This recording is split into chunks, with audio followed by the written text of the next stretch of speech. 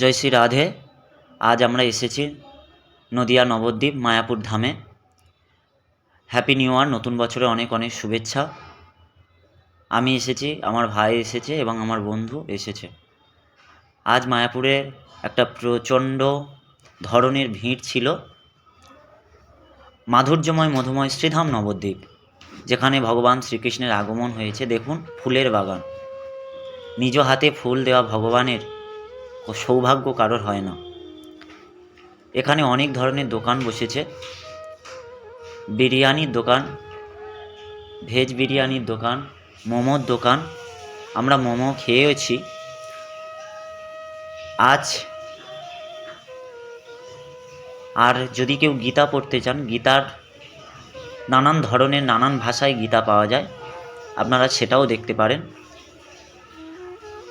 এই মাধুর্যময় মধুময় শ্রীধাম নবদ্বীপে মায়াপুরের মাঝে যে এত ভিড়, আর সেই ভিড়ের মাঝখানে আমরা এসেছি, আমরা নিজেকে ধন্য মনে করছি। আপনারাও আসুন, আপনারা দেখুন মায়াপুরের মাটিতে। সবাই আসুন, দেখুন, মায়াপুরটাকে আলোয় আলোকিত করে তুলুন। এখানে গীতা শিক্ষা দেওয়া হয়, গীতার অ্যাপ। এই প্রভুরা গীতার অ্যাপ ব্যবহার করছিলেন। আপনারা এই অনলাইনের মাধ্যমে গীতা পড়তে পারেন, শিখতে পারেন, গীতার সার্টিফিকেটও দিতে পারেন। এটাও করতে পারেন আপনারা।